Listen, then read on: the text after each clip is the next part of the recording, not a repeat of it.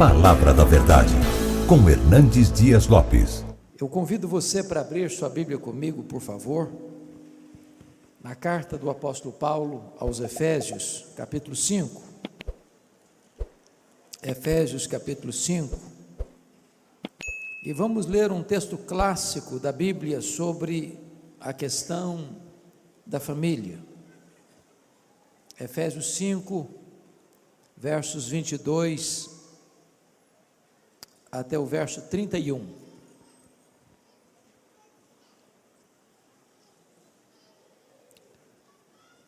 O apóstolo Paulo, falando do relacionamento conjugal, diz o seguinte: as mulheres sejam submissas ao seu próprio marido, como ao Senhor, porque o marido é o cabeça da mulher, como também Cristo é o cabeça da igreja, sendo este mesmo o Salvador do corpo. Como, porém, a igreja está sujeita a Cristo, assim também as mulheres sejam em tudo submissas ao seu marido. Maridos, amai vossa mulher, como também Cristo amou a igreja e a si mesmo se entregou por ela, para que a santificasse, tendo-a purificado por meio da lavagem de água pela palavra, para a apresentar a si mesmo igreja gloriosa, sem mácula, nem ruga, nem coisa semelhante, porém santa e sem defeito. Assim também os maridos devem amar a sua mulher como ao próprio corpo. Quem ama a esposa, a si mesmo se ama. Porque ninguém jamais odiou a própria carne, antes a alimenta e dela cuida, como também Cristo faz com a igreja, porque somos membros do seu corpo. Eis porque deixa o homem a seu pai e a sua mãe, e se unirá à sua mulher, e se tornarão os dois uma só carne. Penso que todos nós estamos acompanhando de perto a conspiração não mais velada, não mais subjetiva, não mais de bastidor, mas uma conspiração afrontosa, deliberada, acirrada, contra a mais importante instituição que Deus criou, chamada família. A família preexiste ao Estado, a família preexiste à própria igreja. Não há igreja forte com famílias fracas, não há nação forte destruindo-se os fundamentos da família. O que nos choca e nos deixa perplexos é que aqueles que deveriam defender a família parece que usam todas as armas e armas de grosso calibre para desconstruir a família, a partir de próprios órgãos governamentais que têm como responsabilidade cuidar da educação e da formação do nosso povo, até mesmo com recursos públicos, patrocinam cartilhas, materiais didáticos, infiltrando-os nas escolas, doutrinando crianças e adolescentes, atacando de forma afrontosa e deliberada esta vetusta, esta importante instituição divina que é a família. Hoje, o maior canal de televisão, que é uma das mais poderosas armas de comunicação, não só do Brasil, mas do mundo, de forma idealizada, de forma consciente e deliberada, tem usado suas telenovelas para tentar minar os alicerces da família, para tirar da mente das pessoas o que é família, com a questão da ideologia de gênero, ensinando que quando uma criança nasce, ela nasce neutra. É a cultura, é o meio que vai determinar se ela vai ser homem ou se vai ser mulher.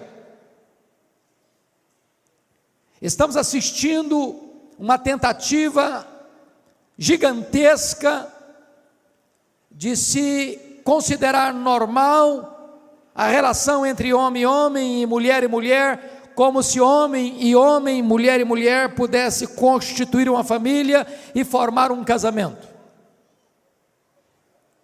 Nós precisamos dizer em alto e bom som à nação brasileira, às autoridades constituídas da nossa nação, aos meios de comunicação de massa desta nação, ao Ministério da Educação e Cultura, aos formadores de opinião deste país, que nós permanecemos de pé, que nós permanecemos firmes e inabaláveis em crer que Deus instituiu a família, que Deus instituiu o casamento, e que dentro da visão de Deus, casamento é a relação de um homem e uma mulher, e que nós não abrimos mão desses valores que são milenares, e que hão de reger daqui para frente, ainda e por sempre, a nossa família. E portanto recorremos às Escrituras, porque para nós não é a cultura que legitima a Bíblia, é a Bíblia que julga a cultura. A Bíblia é a palavra de Deus. A Bíblia não se torna um livro arcaico, a Bíblia não está em desuso, a Bíblia não se tornou obsoleta, ela é para nós a nossa única regra de fé e de prática. Mudam as culturas, mudam os homens, mudam as filosofias, a Bíblia continua sendo para nós a nossa norma de vida e de fé. É por isso que estamos abrindo a Escritura nesta noite. E notem comigo, no versículo de número 31, que Deus vai mostrar o que é casamento, o que é família. Não é um educador, não é um filósofo, não é um livre pensador, não é uma instituição humana, é o próprio Deus quem vai definir o que é casamento e o que é família. É a revelação da sua palavra. E notem comigo que o casamento tem 4 pilares, sem os quais a família entra em colapso. O primeiro pilar da família está aí no verso 31. Eis porque deixará o homem a seu pai e a sua mãe e se unirá à sua mulher. Primeiro, o casamento é heterossexual. É a união de um homem com uma mulher. Não é a união de um homem com outro homem. Não é a união de uma mulher com outra mulher. O casamento, conforme Deus instituiu, é a relação de um macho e de uma fêmea, de um homem e de uma mulher. Ele é heterossexual. Deus não criou um outro Adão para Adão. Quando Deus tirou Eva da costela de Adão, Deus não providenciou para ela uma outra Eva.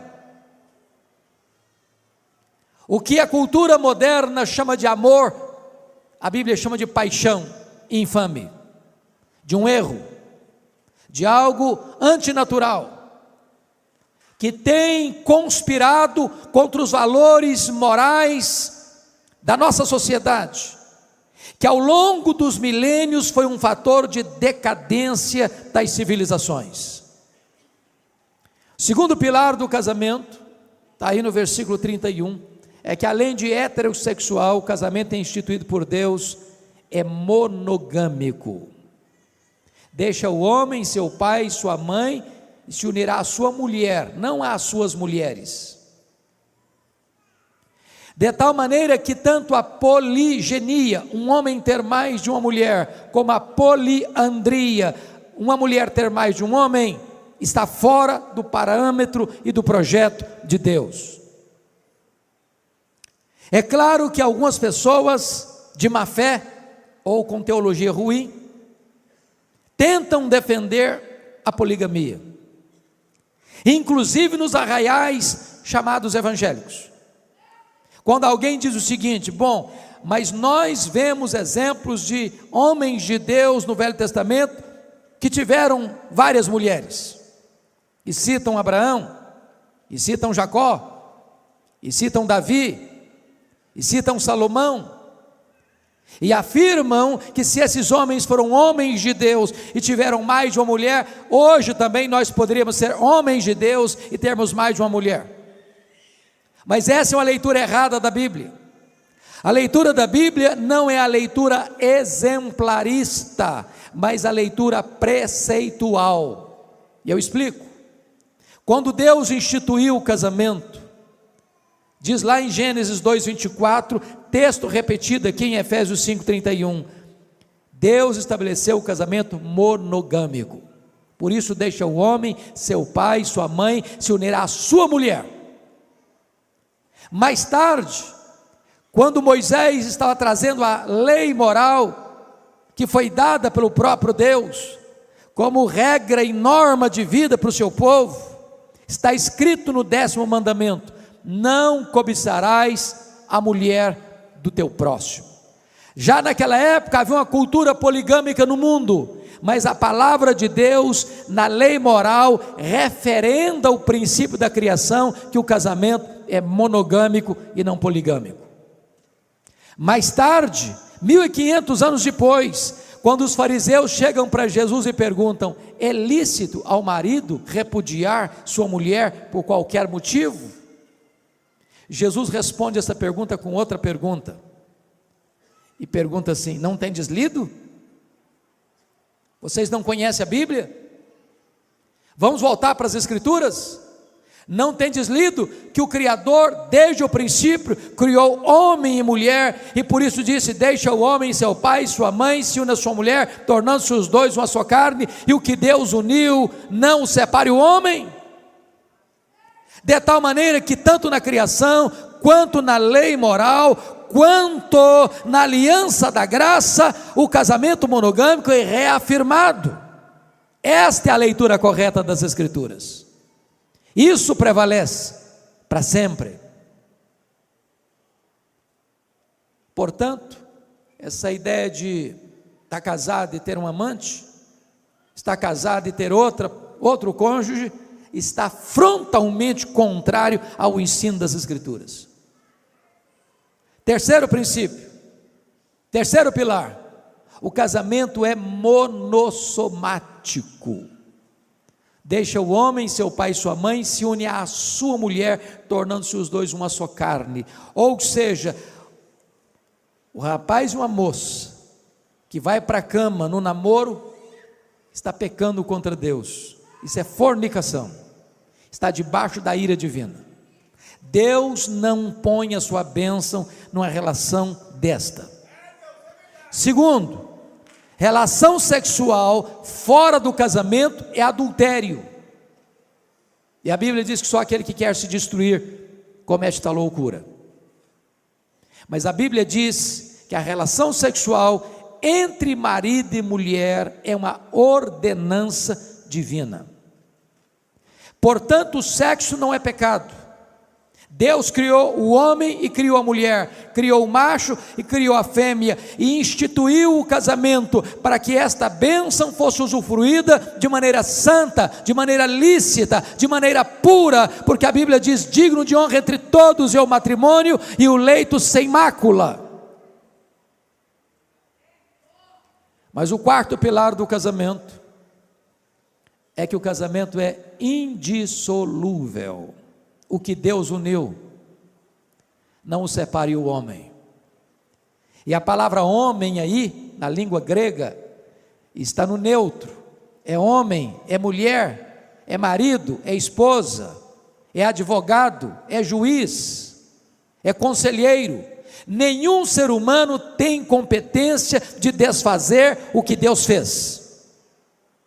Agora preste atenção, tem gente que arranja uma desculpa dizendo o seguinte: ah, pastor, eu me separei, ou eu me divorciei, porque quando eu me casei, desculpem da expressão, ainda se amarrava cachorro com linguiça, eu não sabia de nada não, eu casei inocente. Outra coisa, pastor, quando eu me casei contra a vontade dos meus pais, eu fui rebelde. Pastor, quando eu me casei, eu nem sabia o que eu estava fazendo direito, portanto, não foi Deus que me uniu, então eu estou me separando, então eu estou me divorciando. Deixa eu dizer uma coisa para você, mesmo que você tenha se casado na contramão da vontade de seus pais, mesmo que você tenha se casado sem ter compreendido plenamente o que era casamento, no momento em que você se casou, Deus ratificou aquela aliança.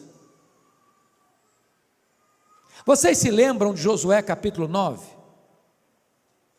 Lá está escrito que Josué fez uma aliança com os gibeonitas sem consultar a Deus, apressadamente, mas ao firmar aquela aliança, ele não pode mais quebrá-la, e 300 anos depois, o rei Saul quebrou aquela aliança, e o juízo de Deus veio sobre a nação de Israel.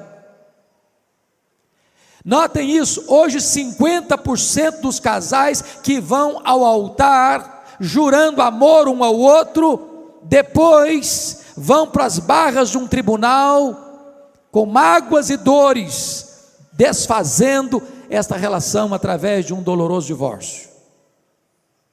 O preceito de Deus é: o que Deus uniu, não o separe o homem.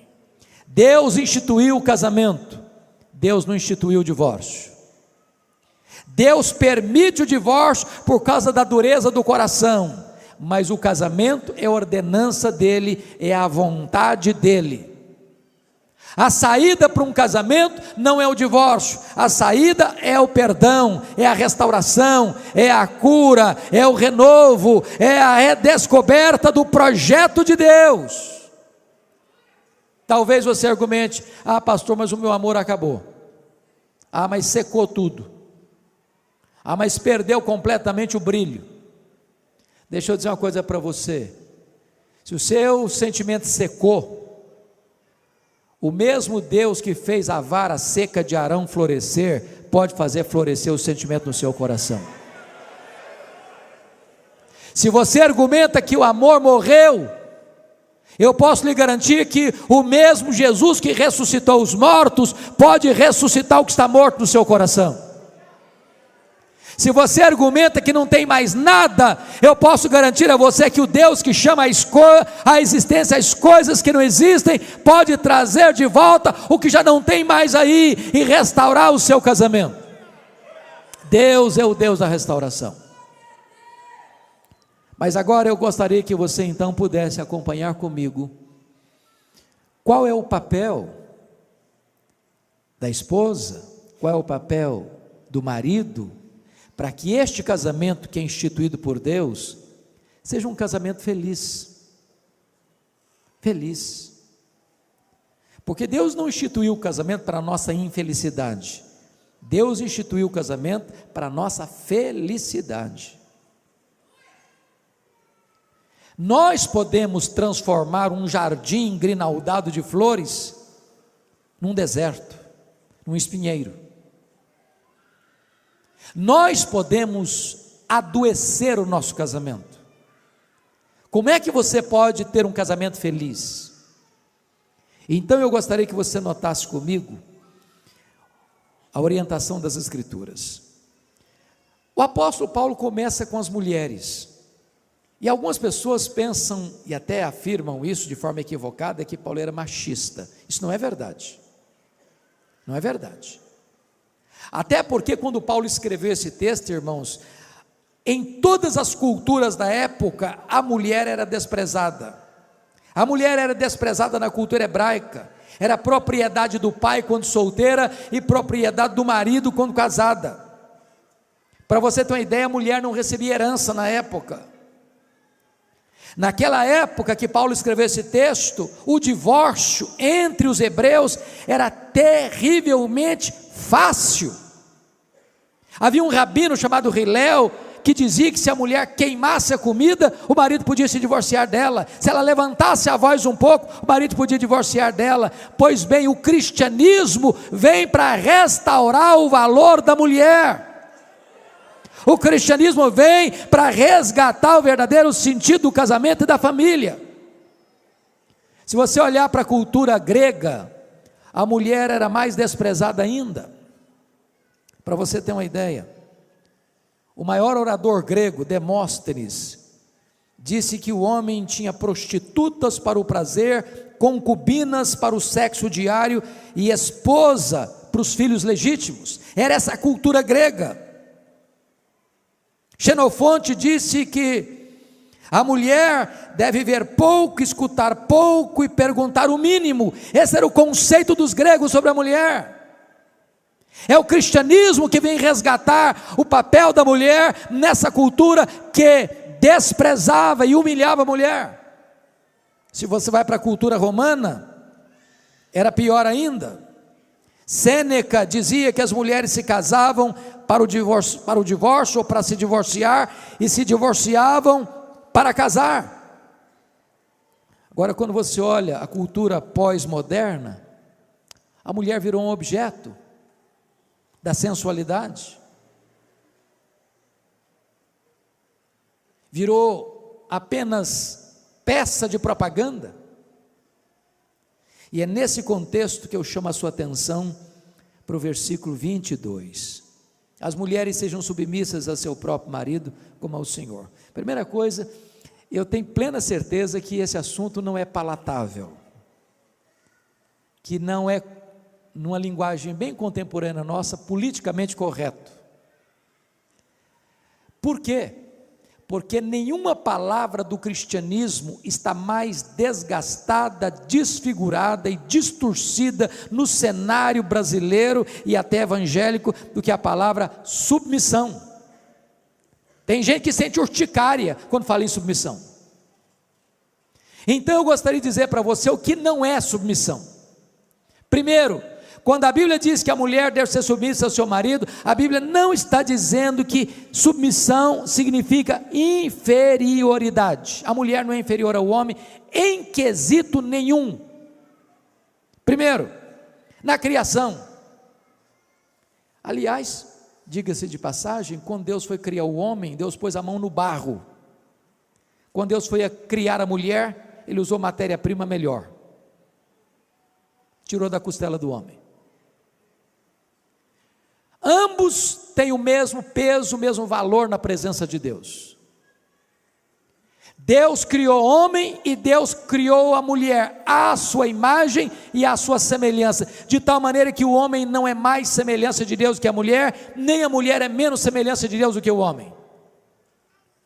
Mas, na redenção, a mulher é salva da mesma maneira que o homem. Para Deus, homem e mulher têm o mesmo valor, são salvos da mesma forma, pela fé em Jesus Cristo. Para Deus não tem homem, não tem mulher, não tem grego, não tem judeu, não tem escravo, não tem livre, não tem rico, não tem pobre, todos têm o mesmo valor. Então submissão não é inferioridade. Por exemplo, quando a Bíblia diz que o marido é o cabeça da mulher, pensem comigo, a Bíblia não está querendo dizer que a mulher é inferior ao homem, porque a Bíblia diz assim: Deus é o cabeça de Cristo, Cristo é o cabeça da igreja, o homem é o cabeça da mulher. Eu pergunto a vocês, Deus Pai é superior ao Deus Filho? Não. São da mesma substância, da mesma essência. Jesus é Deus igual ao Pai,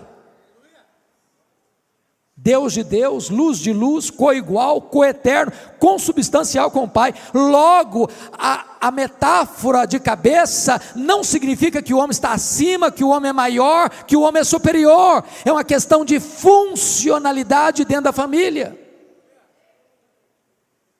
Segundo, submissão não é obediência incondicional, de jeito nenhum. A mulher é submissa ao marido, então ela tem que obedecer incondicionalmente. A Bíblia não ensina isso. A Bíblia não ensina isso. A Bíblia diz que a obediência, a submissão da mulher ao seu marido vai até o ponto dessa submissão não se insurgir contra a autoridade do Senhor Jesus Cristo. Se o marido requerer da sua esposa uma obediência servil, que vai levar essa esposa a desonrar a Cristo, a desobedecer a Cristo, a pecar contra Cristo, cabe a esta mulher desobedecer ao seu marido para obedecer ao Senhor Jesus. Deixa eu ilustrar isso para vocês de uma forma muito extrema. Eu era pastor, eu era estudante nos Estados Unidos, fazendo meu curso de doutorado, quando eu recebi um telefonema anônimo de uma mulher que dizia ser evangélica, marido se dizia evangélico, e esse homem, diz ela, num telefonema anônimo para mim, dizendo: pastor, eu estou muito desesperada. Falei: por quê? Meu marido é viciado em pornografia. Sabia que 30% dos homens hoje são viciados em pornografia? Que 20% das mulheres hoje são viciadas em pornografia? Isso é uma droga que destrói a mente e a alma. E essa mulher disse assim: pastor, o meu marido quer que eu me deite com um amigo nosso que frequenta a nossa casa para ele assistir a cena. O que é que eu faço?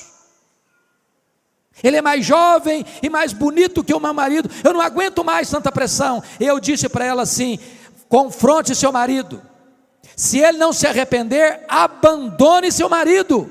É melhor você ser uma mulher divorciada do que ser uma prostituta. Não pense que o seu marido, por ser seu marido, pode exigir de você tal coisa. Isso não é submissão.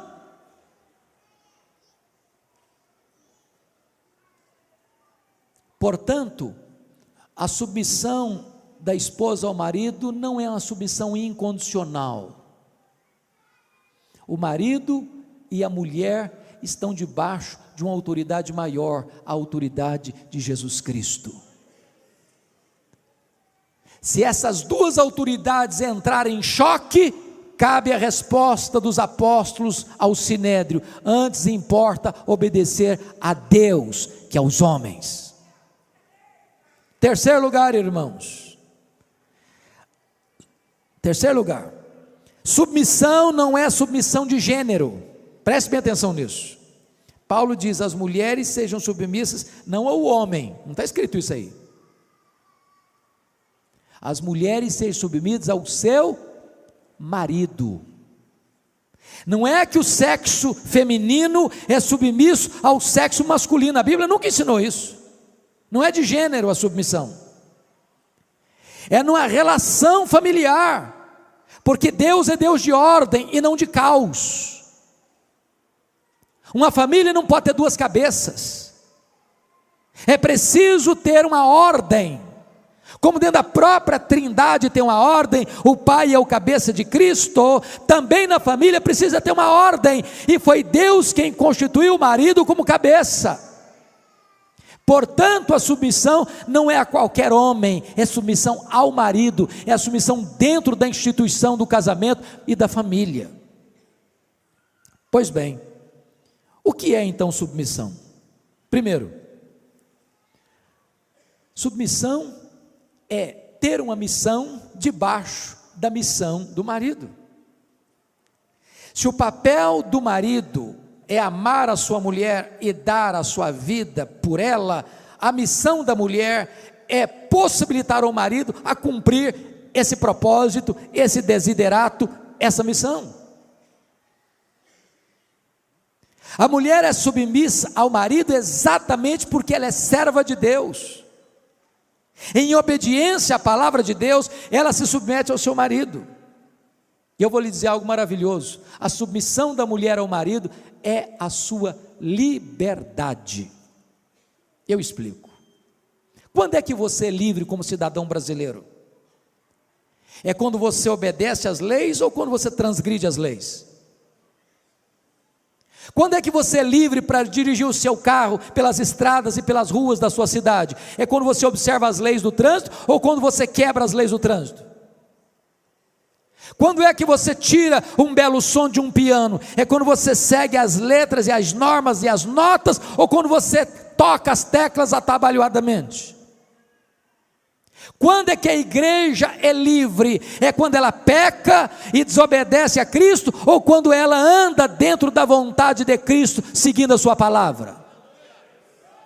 Então note isso: Deus não quis subjugar a mulher, Deus não quer escravizar a mulher, Deus estabelece a liberdade, porque submissão não é sinônimo de escravidão, submissão é exatamente sinônimo de liberdade. Você é livre quando você obedece, você é livre quando você anda na luz.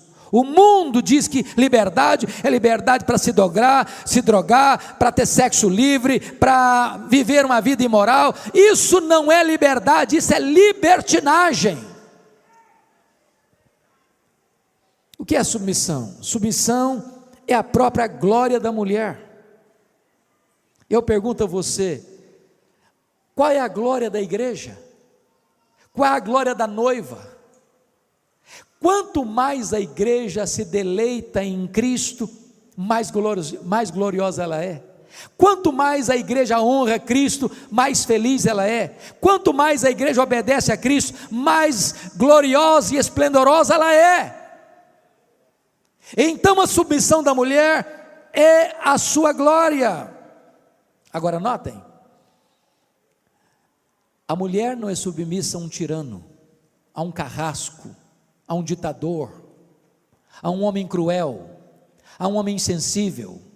Não, a mulher é submissa ao marido que a ama como Cristo amou a igreja. Esse é o projeto de Deus, essa é a vontade de Deus. Se a sociedade pudesse ouvir isso, se os canais de televisão pudessem ensinar isso, se as telenovelas ensinassem essa verdade, esse princípio, essa nação brasileira seria outra. A igreja, irmãos, é a sociedade de vanguarda nesse mundo. A igreja é o sal da terra, é a luz do mundo. A igreja precisa levantar a sua voz, desfraldar suas bandeiras e dizer que Deus ama a família, que Deus não abre mão da família e que os preceitos de Deus são para a felicidade da família.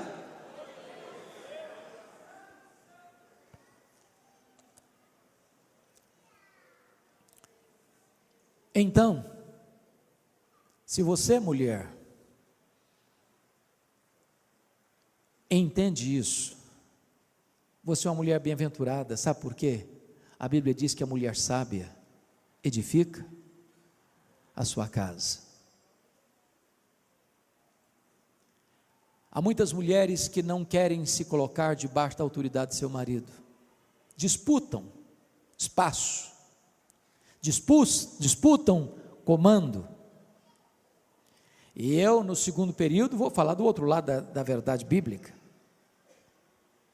porque eu tenho certeza que tem muitas mulheres também, cujos maridos já se abdicaram da sua liderança, maridos omissos, desculpem da expressão, maridos frouxos,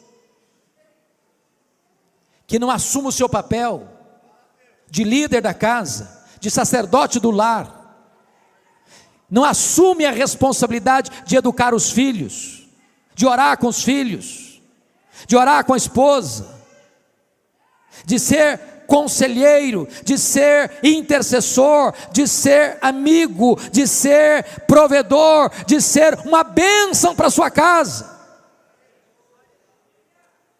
E a nossa esperança, irmãos, é que a cidade de Várzea Paulista possa ser verdadeiramente impactada por esta igreja, pelas igrejas aqui representadas, para que cada família dessa cidade, em cada rua, em cada avenida, em cada praça, em cada escola, em cada faculdade, em cada instituição de ensino, em cada instituição de saúde, em cada instituição militar, possa saber que aqui nessa cidade há uma igreja que ama a família, que se importa com a família e que vela pela família.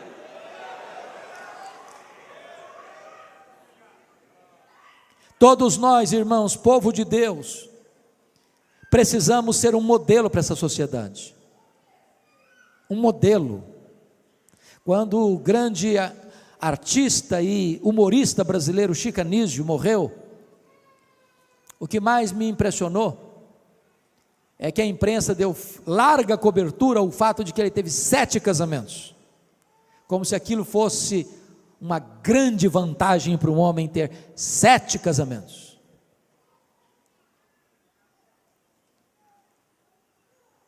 Um testemunho bonito é aquele que um homem viu as rugas surgindo no seu rosto e os cabelos se embranquecendo ao lado da mesma mulher,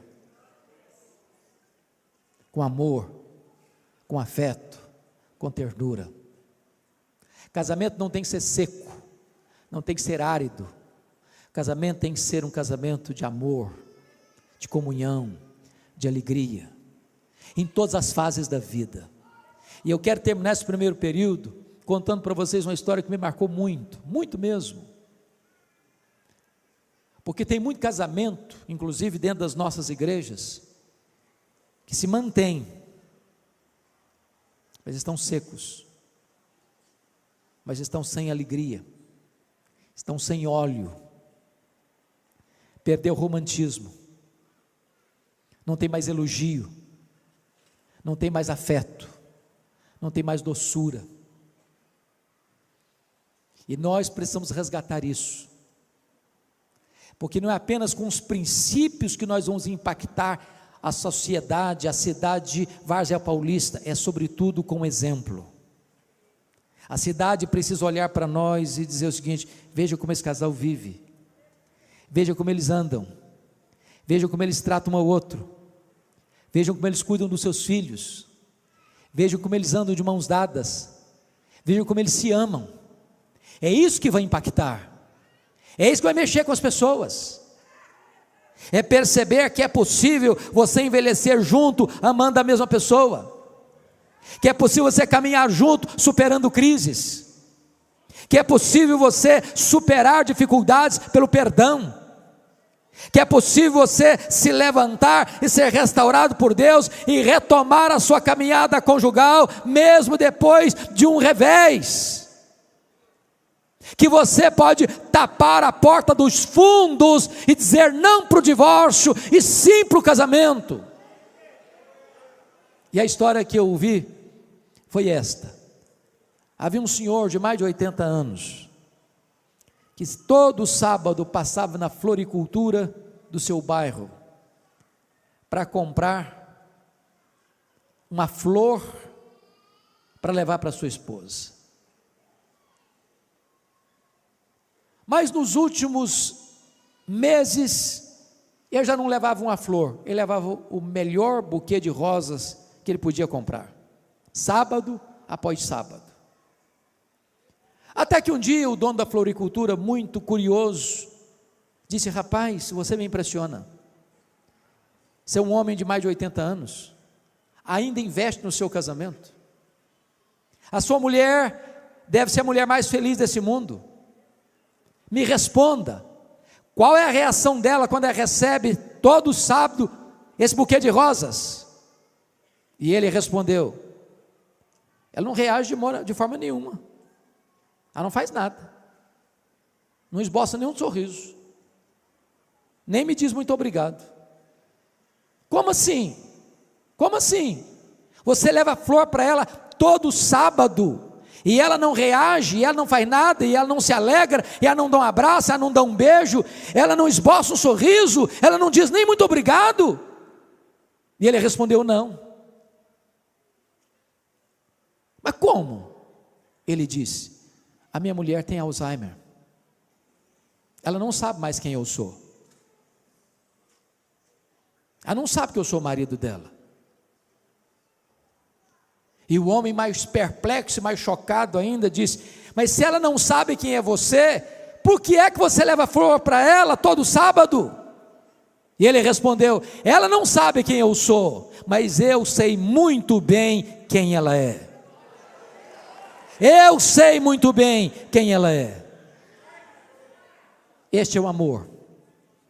E é sobre este assunto que eu quero falar com você na segunda parte da nossa mensagem.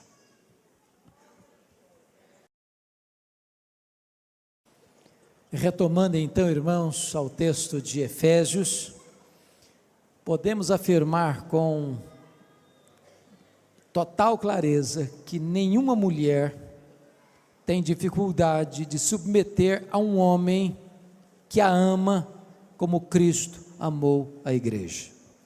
Pois esse é o projeto de Deus. Se Deus requer que a mulher se submeta ao seu marido, Deus requer que o marido ame a sua mulher como Cristo amou a igreja. O padrão para o homem, para o marido, é muito mais elevado. Então, nenhum homem cristão pode, em nome da submissão da esposa a ele, explorar a esposa, subjugar a esposa, massacrar a esposa, fazer dela um capacho. Esse não é o projeto de Deus, essa não é a vontade de Deus. Então veja comigo qual é o papel do marido. Confira aí, por gentileza, versículo 25. Maridos, amai vossa mulher como também Cristo amou a igreja e a si mesmo se entregou por ela. Primeira coisa é que Deus requer que o marido ame a mulher, nem requer que ele entenda a mulher. Acho que o desafio fica grande demais. Deus requer que o marido ame a mulher, nem sempre vai entendê-la, mas é preciso amá-la. E quando você fala que o marido deve amar a sua mulher, isso implica três coisas. Primeiro, quem ama declara que ama. É claro, gente. Há um livro de um autor muito conhecido no Brasil. Esse livro chama-se As 5 Linguagens do Amor.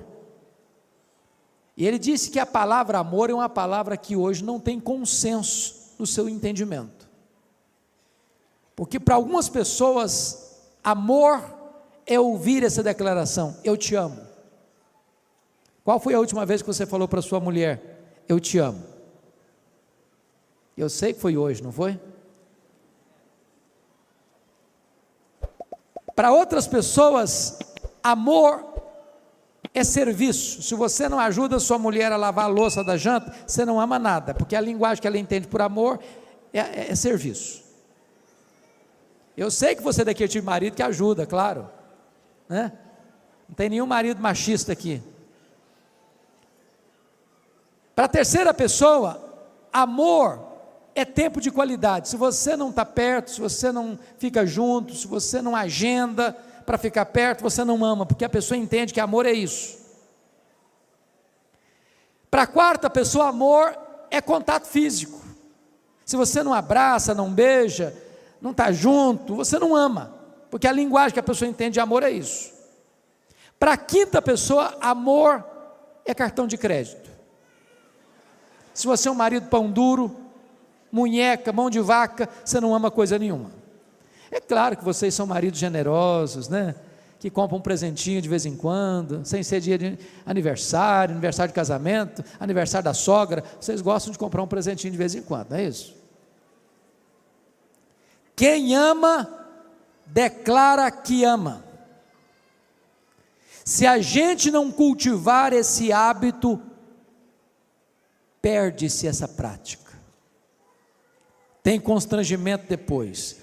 Pastor Alberto, uma das coisas mais assim constrangedoras do meu pastorado que o primeiro casamento que eu celebrei em Bragança Paulista, no meu primeiro ano de ministério, passado um ano, o casal veio ao meu gabinete pastoral, e a mulher estava muito brava com o marido, e ela me disse assim: pastor, a última vez que o meu marido me disse que me ama, foi no dia do casamento, nunca mais ele falou. E ele olhou para ela assim desconfiado e disse: mas precisa dizer de novo? Não falta nada para você? Coitado, não tinha entendido nada. Pior do que esse foi aquele que dizia no dia do casamento no altar: hoje eu estou te avisando que eu te amo, se um dia eu me arrepender eu te aviso.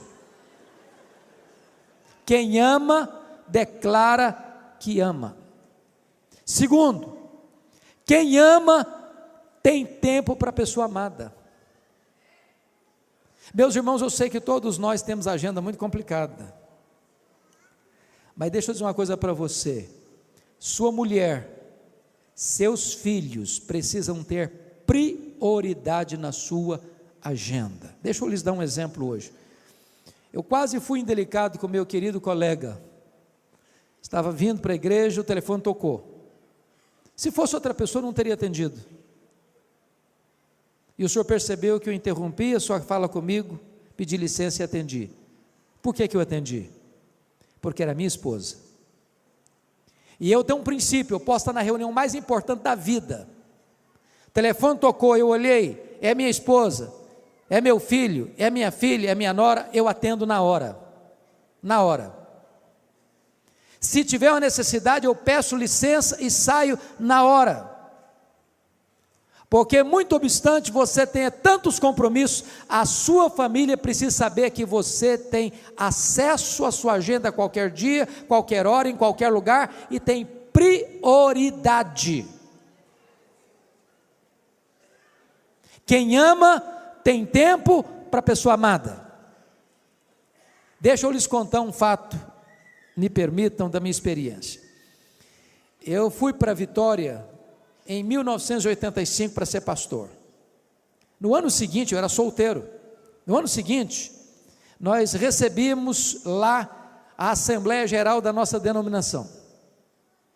Aí o meu colega de turma, que era pastor de uma cidade do interior, chamada Iuna, me perguntou assim, isso era mês de julho: você pode pregar na minha igreja esse ano? Eu peguei minha agendinha, não era rosa igual essa que estava aqui agora, dei uma olhada e disse o seguinte: não posso, esse ano eu não posso. E eu estava sendo sincero com ele, estava chegando para a igreja, tinha muita coisa para fazer. Só que naquela semana, eu conheci uma moça muito bonita da igreja dele. Essa moça é minha esposa há 30 anos. E eu fui na igreja desse pastor naquele ano, que era a ovelha dele, 9 vezes, naquele ano, 9 vezes, eu mudei minha agenda, eu arranjei tempo, porque quem ama, tem tempo para a pessoa amada. Então arranje tempo para estar junto com a sua mulher, tira férias com a sua mulher, passeie com a sua mulher. Se você não tem dinheiro para ir um restaurante, pare na esquina e coma um cachorro quente com a sua mulher, compre um saco de pipoca, mas arranje tempo para estar perto. Hoje às vezes nós temos tempo para todo mundo, mas não temos tempo para a família. Escutamos todo mundo, mas não escutamos a família. Terceiro, quem ama procura agradar a pessoa amada. Meus irmãos, não tem nada que machuca mais uma mulher do que um marido grosso, couro de jacaré, duro no trato. Conhece gente dura no trato? Quem ama procura agradar a pessoa amada. Eu não sei, eu era pastor em Vitória, e um dia eu estava no meu gabinete e entrou uma mulher chorando, uma mulher de uns 25 e poucos anos, 25 anos mais ou menos, e essa mulher com a palma da mão rasgada, Quando ela acalmou um pouquinho, eu perguntei: minha filha, o que está acontecendo com você? Ela me disse: eu estou numa terrível crise conjugal. E eu perguntei: quantos anos de casada? Ela me disse: 3 meses. Eu falei: 3 meses? Mas lua de mel, desse jeito? Vocês já viram o pastor de vocês fazer casamento, claro. Se não botar um microfone para escutar os compromissos do noivo com a noiva e da noiva com o noivo, só o pastor escuta o que eles prometem. Parece que tem gente que ali na frente promete o seguinte: eu te prometo que a partir de hoje eu arrebento com a sua vida. Eu te prometo que a partir de hoje você não tem mais um dia de paz. Eu te prometo que a partir de hoje você não dorme mais sem Lexotan. Parece que tem gente que está prometendo isso. Quem ama, procura agradar a pessoa amada. Tem gente que diz assim: eu quero me casar para ser feliz. Não, está errado isso. Sabe por quê? Eu vou dizer algo chocante para você aqui. Não é o casamento que faz uma pessoa feliz. Casamento é para que 2 pessoas felizes sejam mais felizes ainda. Mas a única pessoa que faz alguém feliz é Jesus de Nazaré. É Jesus. Agora preste atenção nisso. O seu papel como marido, o seu papel como mulher é descobrir formas e meios de abençoar o seu cônjuge, de agradar o seu cônjuge. De que maneira fazer isso, irmãos? Um elogio. Nós temos que aprender a sermos pródigos nos elogios e cautelosos nas críticas. Eu conheço casal que pensa que vai melhorar o cônjuge com a lupa na mão, identificando os pontos falhos. Não, eu tenho que descobrir quais são os pontos falhos do meu marido, da minha esposa, para corrigi-los. Não é assim que você ajuda o seu cônjuge.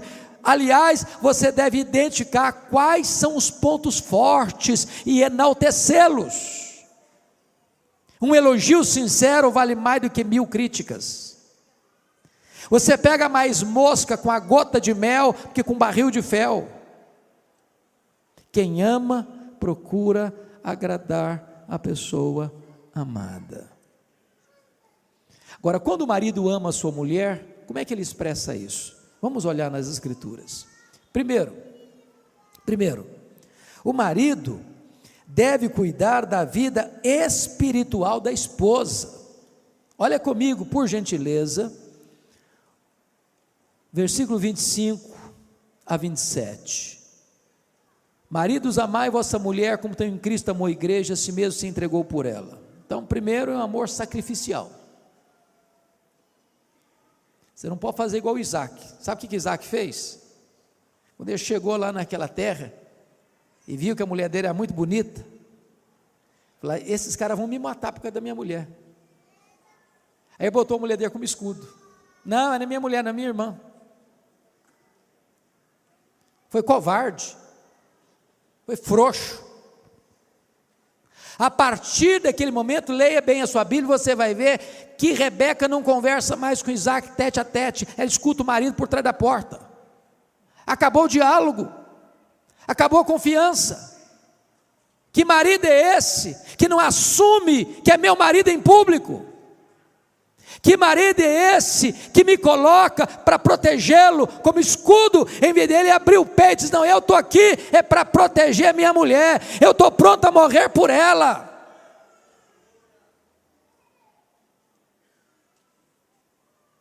É um amor sacrificial. Olha aí comigo mais, por gentileza, versículo 26, para que a santificasse.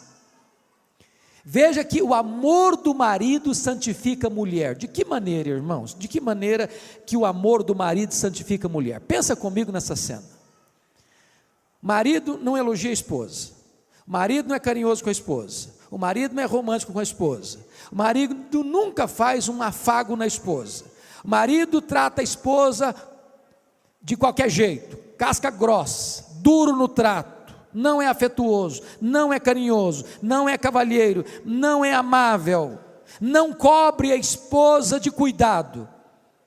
Aí essa mulher sai de casa, bota o pé na rua e é coberta de elogio.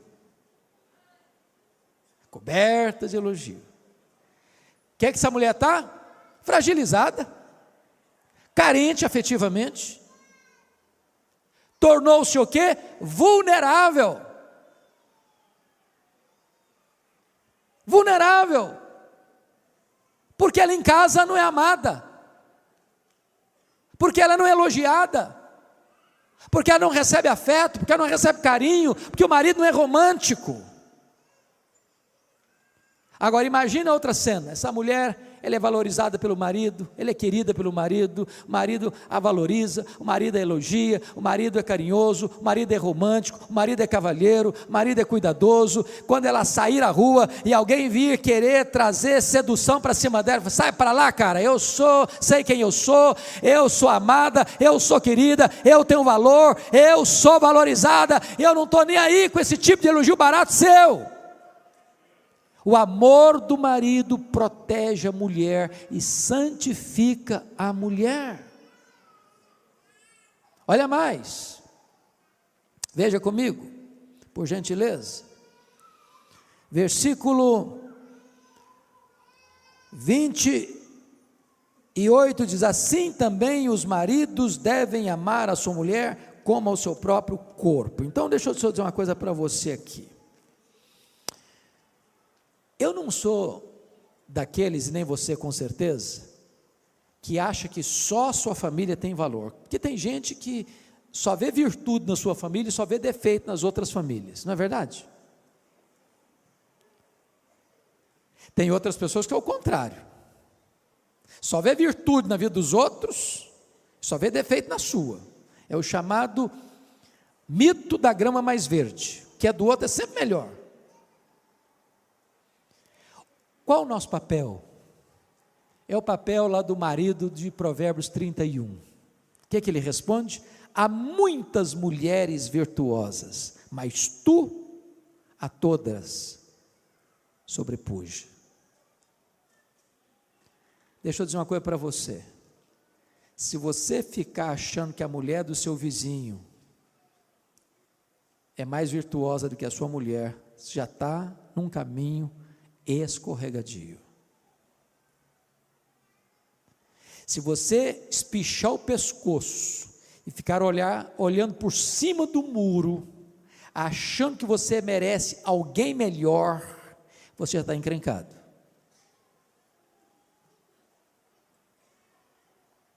Você precisa entender que você tem que vigiar o seu coração, para que você não queira ter quem você não pode ter, e para que você valorize quem você tem, quem Deus lhe deu.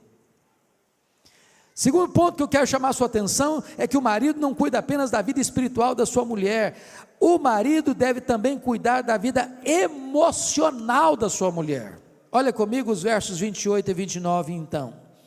Assim também os maridos devem amar a sua mulher como ao próprio corpo. Quem ama a esposa a si mesmo se ama. Porque ninguém jamais odiou a sua própria carne, antes alimenta e dela cuida, como também Cristo faz com a igreja. Então vamos entender uma coisa aqui, irmãos.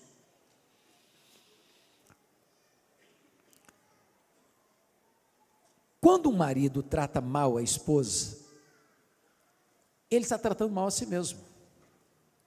Quando o marido agride a esposa, ele está agredindo a si mesmo. Quando ele fere a esposa com palavras, ele está ferindo a si mesmo. E Paulo usa uma linguagem dizendo que ninguém jamais odiou a sua própria carne. Se você encontrar na rua uma pessoa se auto-agredindo, pode interná-la, pode botar no hospício, pode botar no sanatório, endoidou. Agora Paulo está querendo usar esse argumento para dizer o seguinte: quando você encontrar um marido agredindo a esposa, machucando a esposa, falando mal da esposa, levantando a voz para a esposa, sendo duro no trato com a esposa, ou até mesmo agredindo fisicamente uma esposa, isso é um sinal de loucura relacional. Porque a esposa é carne da sua carne. Então deixa eu dizer uma coisa para você, marido. Você é o responsável pela saúde emocional da sua mulher. Você precisa investir na vida da sua mulher.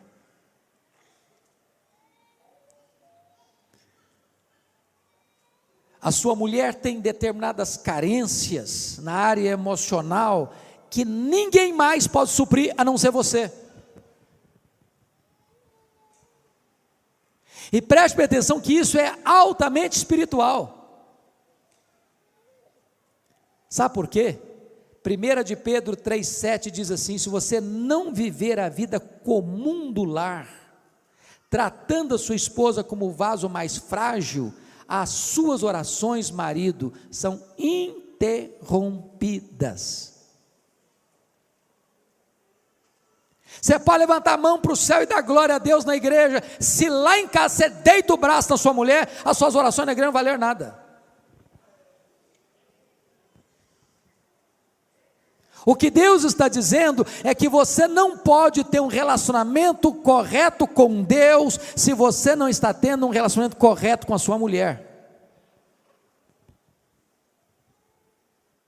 Você é o responsável pela vida emocional da sua mulher. Mas notem comigo mais,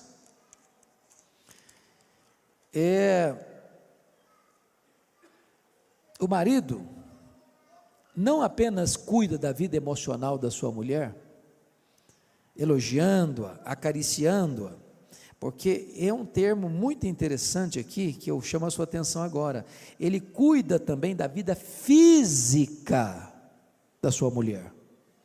Olha, por gentileza, o que está escrito no verso 29 ao verso 31, porque ninguém jamais odiou a própria carne, antes a alimenta e dela cuida. A palavra cuida aí, na língua grega, só aparece mais outra vez na Bíblia, no Novo Testamento. Só aqui em Efésios 5:29 e em 1 Tessalonicenses 2:7. E lá a palavra foi traduzida por acariciar.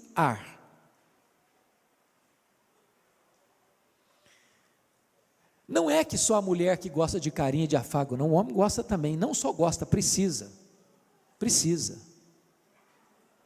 mas cabe ao marido acariciar a sua mulher. Eu estou falando de um ato físico, e que é legítimo, e que é a expressão da vontade de Deus, e que é o projeto de Deus, que marido e mulher tenham um afeto um pelo outro, sejam carinhosos um com o outro, façam um afago um no outro, abraçam um ao outro, beijam um ao outro, sejam afetuosos um com o outro, tenham carícias um com o outro. É o que a Bíblia diz em Provérbios. Por que você vai buscar a fonte alheia, a fonte estranha, se Deus botou um manancial para você dentro da sua casa, no seu casamento?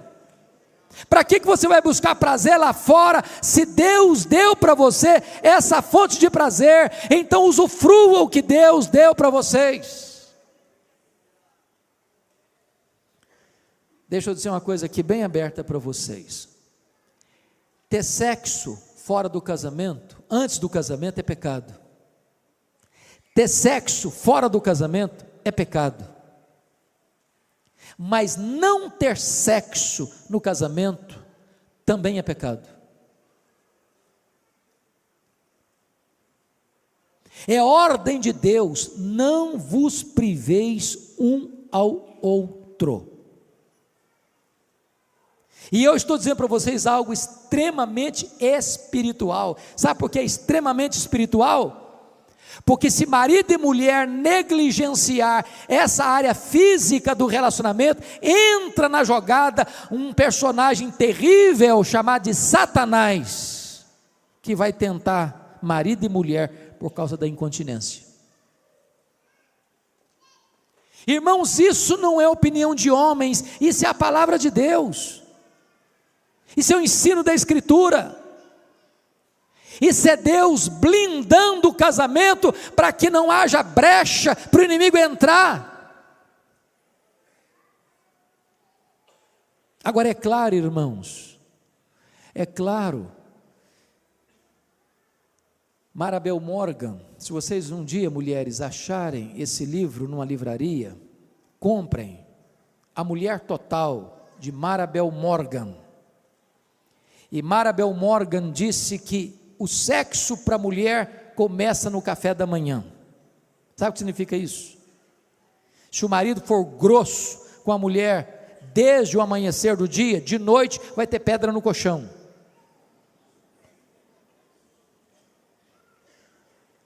Notem que Deus é tão maravilhoso, que antes de Deus falar da área física entre marido e mulher, Ele fala que o marido tem que amar a mulher, que o marido tem que ser carinhoso com a mulher, que o marido tem que ser afetuoso com a mulher, e desta maneira os dois não vão passar fome no banquete.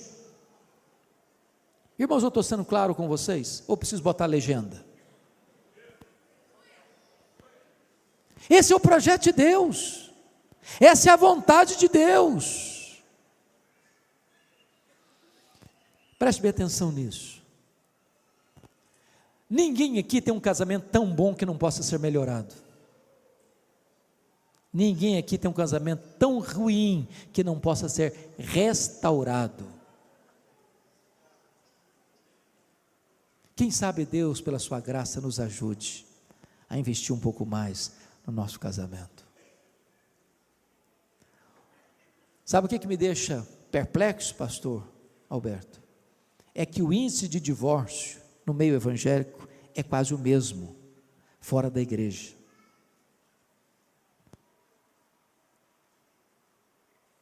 Sabe o que me deixa triste?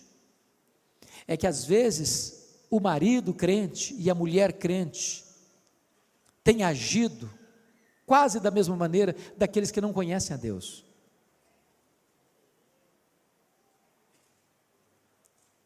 Sabe o que me deixa preocupado? É que às vezes nós departamentalizamos a nossa vida. Na igreja somos uma bênção, em casa vai no tapa, vai no grito, ou naquele silêncio gelado, naquela indiferença terrível e esmagadora. Irmãos, eu estou cansado de receber e-mails e cartas anônimas dizendo: pastor, eu não aguento mais, meu marido é crente, meu marido é líder da igreja, meu marido canta no coral, meu marido faz isso na igreja, faz aquilo outro, mas em casa ele não me ama, ele não fala comigo, ele não é carinhoso comigo, ele nem me respeita.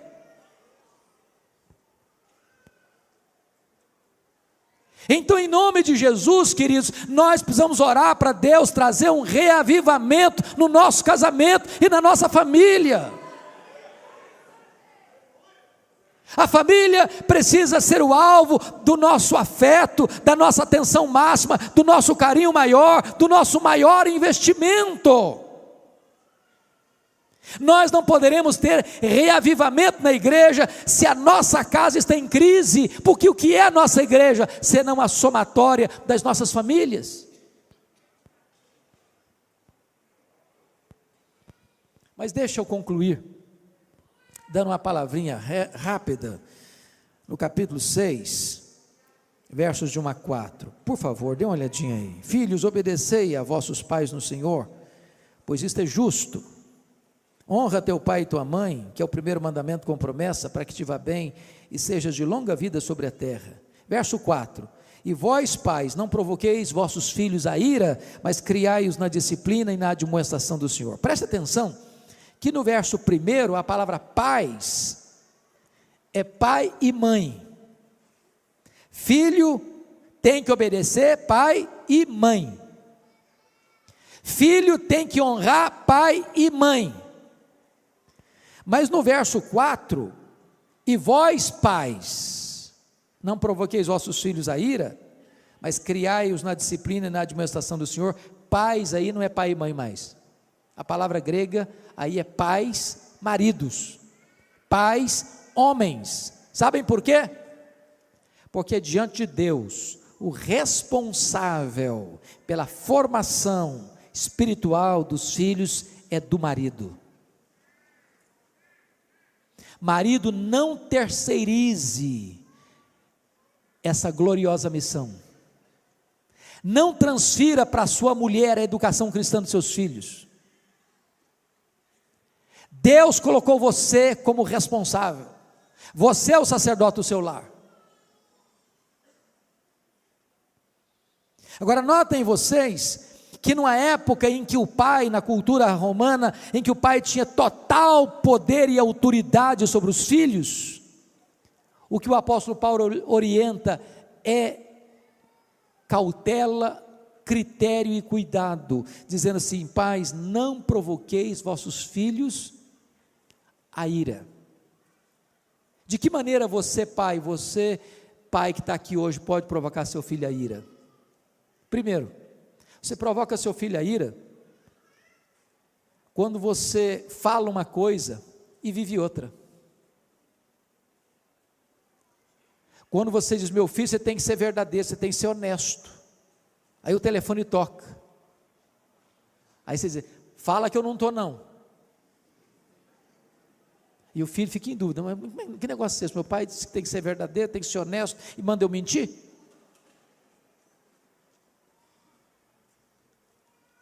Você provoca seu filho a ira quando você compara um filho com outro e tem predileção por um filho em prejuízo do outro, e age como Isaac e Rebeca: eu tenho um filho predileto, não, o outro é que é meu predileto.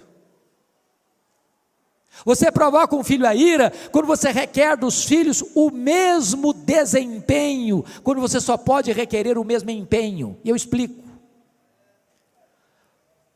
José e João são irmãos, filhos do mesmo pai, da mesma mãe, vão para a aula, a mesma prova, um tira 10, o outro tira 8. Às vezes quem tirou 8 estudou mais que quem tirou 10, porque você não pode exigir dos filhos o mesmo desempenho. Você pode exigir sim, estudar ao mesmo tempo, ter o mesmo esforço, ter a mesma dedicação, mas você não pode exigir o mesmo desempenho, são pessoas diferentes. Você provoca um filho a ira quando você cobra sempre e não elogia nunca. Por exemplo, o menino chega em casa todo feliz, diz: papai, eu tirei 9 na prova de matemática, e você diz: menino, quando é que você vai tirar 10? O menino fica todo desanimado, falei: nunca vou conseguir agradar meu pai. O que você poderia dizer para ele? Parabéns, meu filho, parabéns, você tirou 9, eu acho que você tem potencial para tirar 10. Você valorizou seu filho, você encorajou a prosseguir e avançar um pouco mais. Você provoca seu filho a ira quando você dá mais valor a coisas do que a pessoas. Você lisa mais o seu carro do que faz polimento nos relacionamentos. Você tem mais ciúme do seu carro do que da sua família.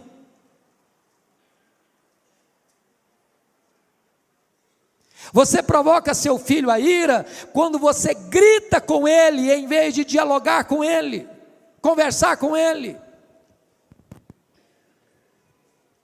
Meus irmãos, notem isso. Antes de Deus nos ensinar o que fazer, Deus nos mostra o que não fazer. Agora ele diz: mas criai-os na disciplina e na admoestação do Senhor. Preste atenção, criar filho não é apenas gerar filho. Criar filho não é apenas dar teto para morar, cama para dormir, roupa para vestir, comida para se alimentar, escola para estudar. Criar filho, irmãos, tem a ver com toda a sua formação psico, emocional e espiritual.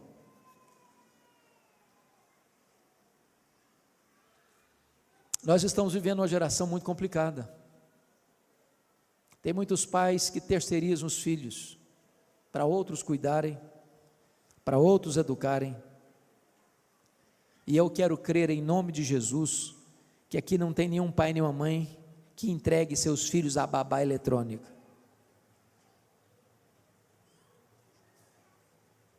Crie os seus filhos, eduque os seus filhos, e inculque nos seus filhos os valores de Deus.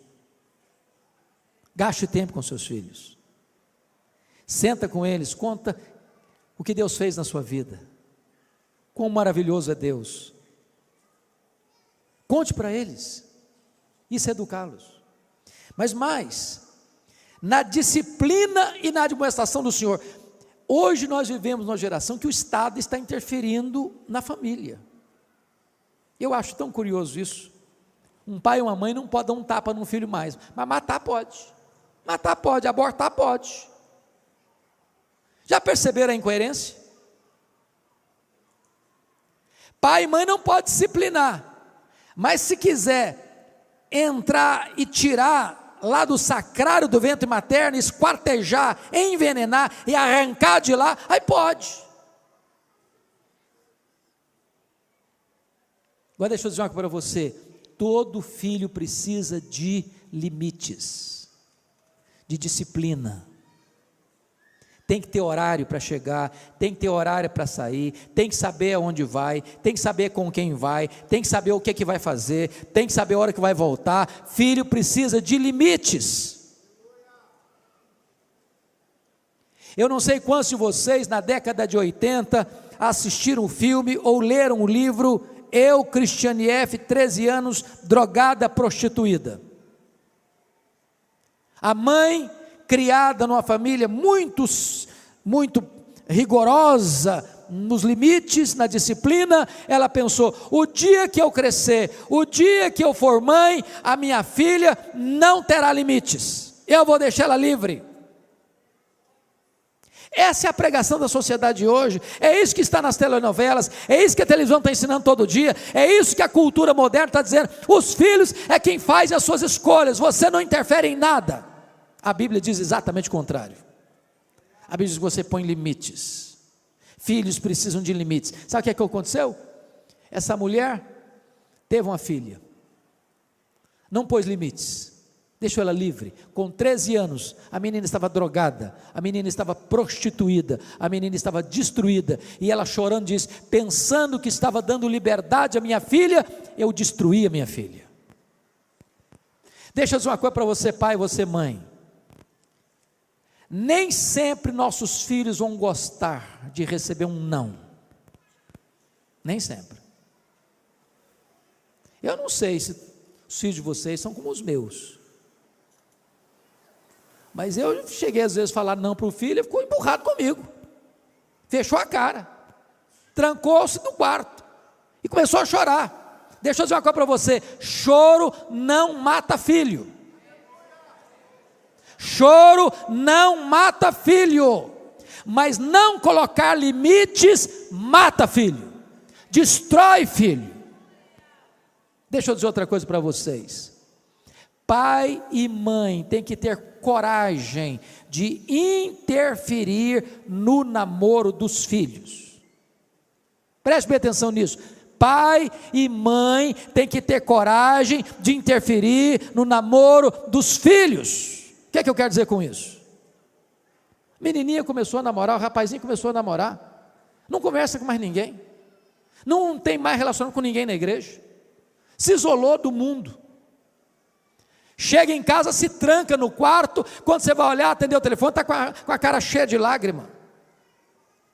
Ô gente, namoro ruim é ensaio para um casamento trágico. Você já viu o namoro ruim dar casamento bom? Então se o namoro é ruim, é hora de você interferir sim. Não dá meu filho, não dá minha filha, vamos parar com isso. Você já escutou aquele ditado, é melhor você ficar meia hora vermelho do que a vida inteira amarelo?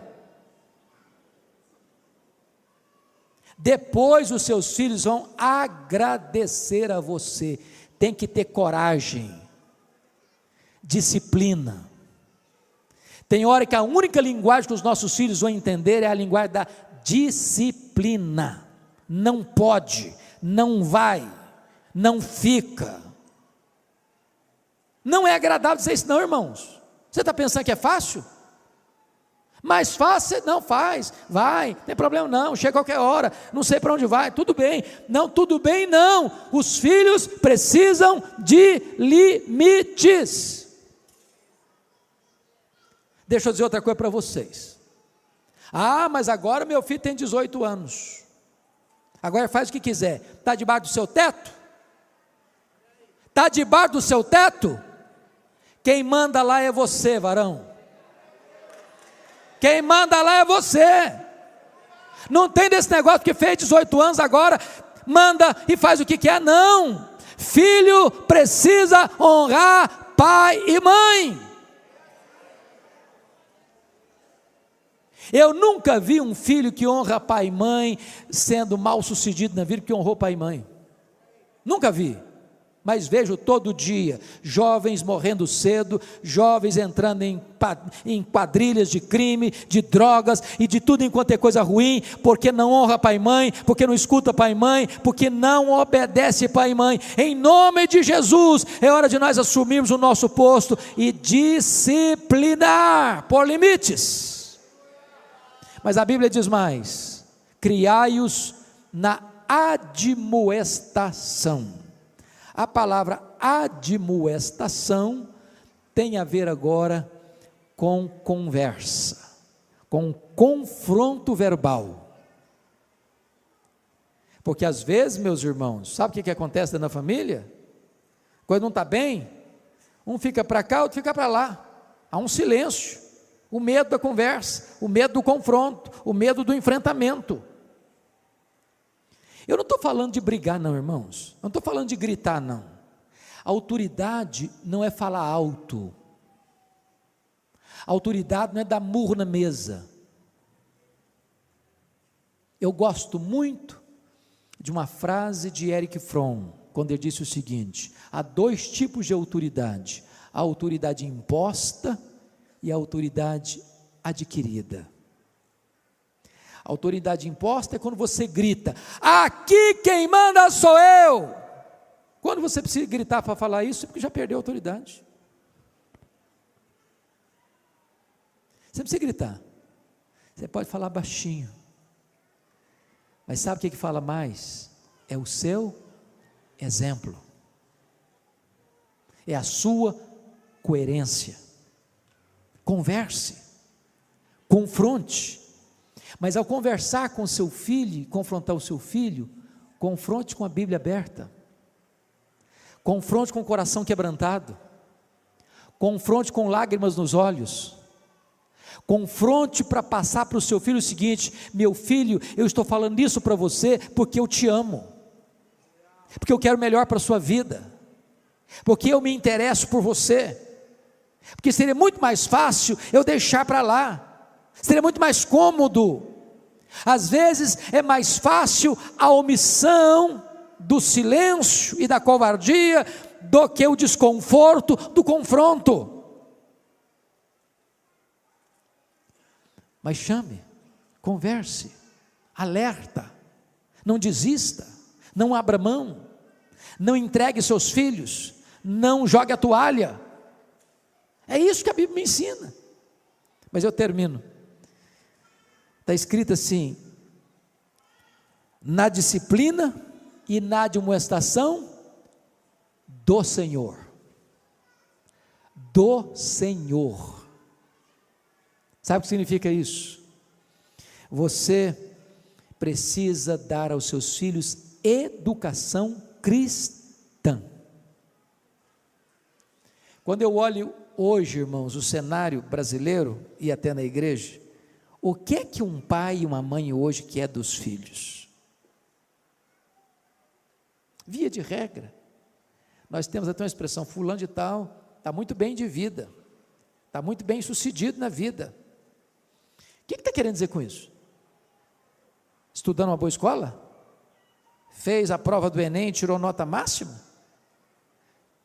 Galgou os degraus da melhor faculdade do país? Entrou num curso cobiçado? Saiu da faculdade e achou um grande emprego? Está ganhando muito dinheiro? Tudo isso é bênção, tudo isso é legítimo, tudo isso pode ser desejado, mas se você não passou os valores de Deus para os seus filhos, tudo isso é troféu de palha. Troféu de palha. O que adianta ganhar o mundo inteiro e perder a sua alma? Mais importante que qualquer vitória nesta vida, qualquer sucesso nesta vida para os nossos filhos, é criar os nossos filhos na admoestação do Senhor. Que os nossos filhos sejam servos de Deus, que eles amem a Jesus, que eles sirvam a Deus, que eles estejam integrados na igreja, que eles sintam prazer em participar do culto e adoração a Deus, que eles estejam envolvidos na obra de Deus, que eles estejam engajados no reino de Deus. E eu quero terminar dizendo o seguinte, irmãos, eu olho, e o pastor Alberto tem viajado tanto, quanta tristeza você tem quando vai em Europa hoje, de ver as igrejas vazias, ou de ver um gato pingado de gente, só de cabecinha branca, porque a juventude não está mais na igreja. Por quê, irmãos? Por quê? É porque os pais falharam em passar o bastão do evangelho para os seus filhos. Irmãos, hoje os nossos filhos estão vivendo um mundo muito mais perigoso que nós vivemos na nossa juventude. As janelas do mundo estão mais abertas e mais coloridas. As propostas para seduzir e atrair o coração dos nossos filhos são muito mais veementes hoje que na nossa época, e nós precisamos redobrar o nosso esforço para que as crianças, para que os adolescentes, para que os jovens conheçam a Deus, sejam cheios do Espírito de Deus, sejam envolvidos com a obra de Deus e possam ser uma igreja viva, forte para a glória de Deus. Nós não podemos perder esta geração, queridos. Nós não podemos fracassar, deixando de transmitir e passar o bastão do evangelho para esta geração, para que a futura igreja, a igreja de amanhã, seja mais viva, mais forte e mais cheia do Espírito Santo do que a igreja que vivemos hoje. A minha palavra é de gratidão a Deus por esta noite. A minha palavra é de gratidão a Deus por esta igreja. A minha palavra é de gratidão a Deus pelos pastores desta igreja, pela visão de investir na família e de impactar a cidade de Várzea Paulista, ajudando as famílias dessa cidade. Que Deus abençoe vocês, que Deus guarde vocês, que Deus guie vocês, que Deus proteja vocês, que Deus conduza vocês em triunfo. Amém.